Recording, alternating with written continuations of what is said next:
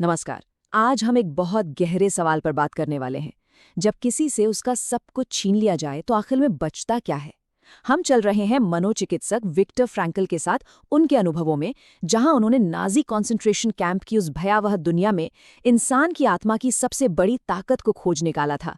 मतलब, या कहिए अर्थ खोजने की शक्ति। यही यही वो सवाल है जिसका सामना विक्टर फ्रैंकल ने किया। सोचिए जरा, जब किसी इंसान को बस एक नंबर बना दिया जाए, जब चारों तरफ सिर्फ भूख, ठंड और मौत हो और शरीर भी जवाब दे चुका हो, तो आखिर वो क्या चीज होती है? वो कौन सी आखिरी ताकत है जो किसी को एक और दिन, बस एक और सांस लेने पर मजबूर कर देती है? चलिए इसी खोज की शुरुआत करते हैं। ये कहानी शुरू होती है एक ट्रेन यात्रा से। एक ऐसी ट्रेन जिसमें इंसानों को सचमुच जानवरों की तरह ठूंस दिया गया था। वो सब ऑश्विट्स जा रहे थे, जो एक नाजी कॉन्सेंट्रेशन कैंप था। लेकिन उन्हें इस बात का जरा भी अंदाजा नहीं था। उन्हें तो लग रहा था कि उन्हें बस किसी दूसरी जगह पे शिफ्ट किया जा रहा है। उनके पास अपना सामान था, उनके सपने थे और उम्मीदें थीं। पर जैसे ही वो ट्रेन रुकी और दरवाजे खुले ना, उनकी दुनिया एक झटके में हमेशा के लिए बदल गई। चारों तरफ चीखें, गालियां और कुत्तों का भौंकना। उन्हें धक्का मार के बाहर निकाला गया और एक-एक करके उनसे उनका सब कुछ छीन लिया गया। कपड़े, गहने, यहां तक कि शादी की अंगूठी तक। ये किसी को इंसान से जानवर बनाने का पहला और सबसे क्रूर कदम था। सोचिए, किसी की जिंदगी भर की पहचान, उसकी डिग्रियां, उसका घर, परिवार एक पल में छीन ली गई। और उसकी जगह दे दिया गया बस एक नंबर, जिसे हाथ पर गोद दिया गया। विक्टर फ्रैंकल अब डॉक्टर फ्रैंकल नहीं थे। वो थे कैडी नंबर 1,19,404। ये किसी की पहचान को पूरी तरह से मिटा देने की एक सोची समझी साजिश थी। फ्रैंकल ने देखा कि ये जो पहला झटका था ना, वो एक तरह का फिल्टर था। बहुत से लोग मानसिक रूप से ठीक इसी पल टूट गए। वो लोग जिन्होंने ये मान लिया कि अब कुछ नहीं बचा, सब कुछ खत्म हो गया है, वो सच में बहुत जल्दी ही खत्म हो गए। लेकिन कुछ लोग थे जिनके अंदर एक छोटी सी, एक जिद्दी सी चिंगारी अभी भी जल रही थी। और ठीक इसी भयानक माहौल के बीच फ्रैंकल ने अपनी पहली बड़ी खोज की। उन्होंने इंसान की उस आखिरी आज़ादी को पहचाना, एक ऐसी आज़ादी जिसे कोई भी कभी भी छीन नहीं सकता था। और ये आज़ादी बाहर नहीं, बल्कि इंसान के अपने अंदर थी। देखिए, कैंप की जिंदगी एक जीता जागता नर्क थी। कब उठना है, क्या खाना है, कुछ भी किसी के कंट्रोल में नहीं था। मतलब बाहरी आज़ादी तो पूरी तरह छीन ली गई थी।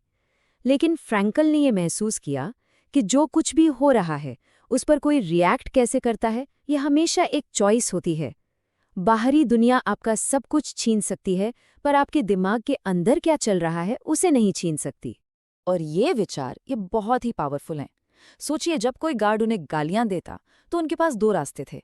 या तो नफरत और बदले की आग में जलें, या फिर एक मनोवैज्ञानिक की तरह उस गार्ड को ऑब्जर्व करें और सोचें, ये इंसान अंदर से कितना डरा हुआ होगा कि इसे दूसरों को दर्द देकर खुशी मिल रही है। बस इस एक सोच ने पूरी पावर गार्ड से छीनकर वापस फ्रैंकल के हाथों में दे दी। अब वो कोई विक्टिम नहीं थे, वो एक ऑब्जर्वर थे। एक मनोचिकित्सक होने के नाते फ्रैंकल सिर्फ अपने अनुभव को जी नहीं रहे थे, वो उसे एनालाइज भी कर रहे थे। उन्होंने देखा कि कैंप में एक कैदी 3 साइकोलॉजिकल स्टेजेस से गुजरता है। पहला शॉक, मतलब सदमा। फिर एपैथी, यानी उदासीनता, एक ऐसी स्टेज जहां रोज-रोज मौत देखकर कुछ भी महसूस होना बंद हो जाता है। और आखिर में लिबरेशन, यानी मुक्ति, जब आज़ादी मिलने के बाद भी दिमाग उस कैद से बाहर आने के लिए स्ट्रगल करता है। और यहीं से फ्रैंकल की दूसरी और शायद सबसे जरूरी बात सामने आती है, जिंदा रहने के लिए सबसे बड़े हथियार के तौर पर एक मकसद का होना। उन्होंने साफ साफ देखा कि जिनके पास जीने की कोई वजह थी, वो लोग अविश्वसनीय मुश्किलों में भी बच गए। फ्रैंकल ने फिलोसोफर नीचे की इस बात को अपनी आंखों से सच होते देखा था कि जिसके पास जीने का क्यों होता है, वो लगभग हर कैसे को झेल सकता है। कैंप में उन्होंने एक बहुत ही दुखद पैटर्न नोटिस किया। जो लोग जीने की उम्मीद छोड़ देते थे, जिनके पास कोई क्यों नहीं बचता था, वो बहुत जल्दी मर जाते थे। उनका शरीर बाद में मरता था, उनकी आत्मा पहले दम तोड़ देती थी। जैसे कोई सुबह उठने से ही मना कर दे या अपनी बची हुई आखिरी रोटी का टुकड़ा किसी और को दे दे, मानो उसने जैसे खुद ही मरने का फैसला कर लिया हो। लेकिन इसके उलट जिन लोगों के पास जीने का कोई मकसद था, भविष्य का कोई लक्ष्य था, चाहे वो किसी अपने से मिलना हो या कोई अधूरा काम पूरा करना हो। वो लोग सबसे अमानवीय हालातों में भी सर्वाइव कर गए। कैंप के इन्हीं अनुभवों से विक्टर फ्रैंकल ने साइकोथेरेपी की एक नई ब्रांच को जन्म दिया, लोगोथेरेपी। लोगोस एक ग्रीक शब्द है जिसका मतलब है मीनिंग या अर्थ। लोगोथेरेपी का मानना है कि इंसान की सबसे गहरी और बुनियादी प्रेरणा सुख या शक्ति की इच्छा नहीं है, बल्कि अपने जीवन में एक अर्थ, एक मतलब खोजने की इच्छा है। तो सवाल ये है कि ये अर्थ खोजा कहाँ जाए। फ्रैंकल ने 3 मुख्य रास्ते बताए। पहला, कुछ बनाकर या कोई काम करके, दुनिया में कुछ अच्छा योगदान देकर। दूसरा, किसी चीज को अनुभव करके या किसी से मिलके, जैसे प्रकृति की सुंदरता हो या किसी से गहरा प्यार। और तीसरा, जो सबसे गहरा है, उस नजरिए से जो हम उस दुख के लिए अपनाते हैं जिसे बदला नहीं जा सकता। फ्रैंकल का खुद का क्यों क्या था? असल में 2 चीजें थीं। पहला, अपनी पत्नी से दोबारा मिलने का प्यार और वो उम्मीद। वो अपने मन में उसके साथ बातें करते थे, उसकी मुस्कान को याद करते थे। और दूसरा, अपनी इस पूरी मनोवैज्ञानिक यात्रा पर एक किताब लिखने का मकसद, ताकि वो दुनिया को बता सकें कि उन्होंने क्या सीखा। यही मकसद उन्हें हर रोज सुबह उठने की ताकत देता था। अब हम फ्रैंकल के फलसफे के सबसे गहरे और शायद सबसे मुश्किल हिस्से पर आते हैं। पीड़ा में अर्थ कैसे खोजा जाए? सिर्फ पीड़ा के बावजूद नहीं, बल्कि पीड़ा के अंदर। फ्रैंकल कहते हैं कि जिंदगी में कुछ दुख ऐसे होते हैं जिनसे बचा नहीं जा सकता, जैसे किसी अपने की मौत या कोई लाइलाज बीमारी। जब ऐसा कोई दुख सामने आता है तो सबसे आम सवाल उठता है, मेरे साथ ही क्यों? ये एक विक्टिम की सोच है, एक ऐसा सवाल जो हमें लाचार महसूस कराता है। ये मानता है कि हम सिर्फ हालात के शिकार हैं और कुछ नहीं। लेकिन फ्रैंकल एक दूसरा सवाल सुझाते हैं, विक्टिम की भूमिका से हटकर एक हीरो की भूमिका में आने के लिए। और वो सवाल है, ठीक है, अब जब ये हो ही गया है तो मैं इस अनुभव का इस्तेमाल कैसे कर सकता हूँ? ये सवाल पूरी पावर वापस हमारे हाथों में दे देता है। ये फोकस को लाचारी से हटाकर चॉइस और एक्शन पर ले आता है।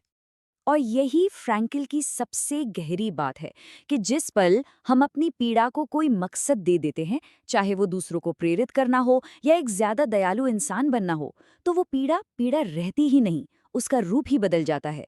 ये अपने दर्द को एक जीत में बदलने जैसा है, अपनी तकलीफ को समझदारी में बदलना। इसे फ्रैंकल ने नाम दिया ट्रैजिक ऑप्टिमिज्म, यानी दुखद आशावाद। इसका ये मतलब नहीं कि सब कुछ ठीक हो जाएगा, नहीं। इसका मतलब है जीवन की मुश्किलों को पूरी तरह से स्वीकार करने के बावजूद ये मानना कि अर्थ खोजना, मतलब ढूंढना हमेशा मुमकिन है। ये इंसान की आत्मा की एक तरह की विद्रोही शक्ति है। फ्रैंकल की ये सीख सिर्फ इतिहास की किताबों के लिए नहीं है, वे आज की चुनौतियों के लिए भी उतनी ही जरूरी हैं।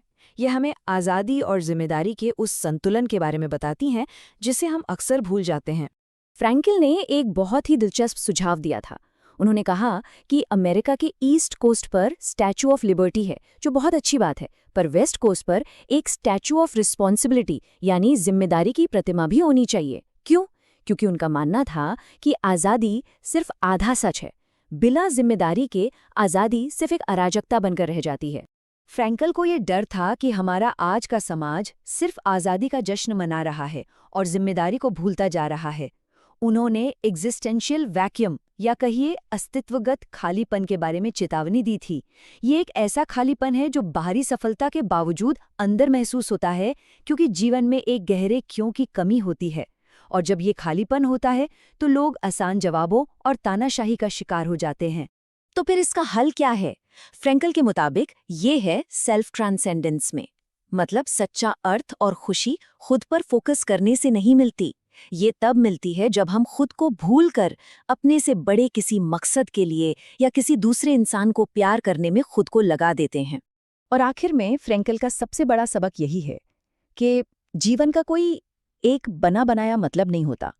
असल में जीवन हर पल हमसे एक सवाल पूछ रहा है और हमारे काम, हमारे कर्म ही उसका जवाब है। तो सवाल ये नहीं है कि जीवन का अर्थ क्या है, सवाल ये है जब मुश्किलें सामने खड़ी हों तो हम कौन बनना चुनते हैं।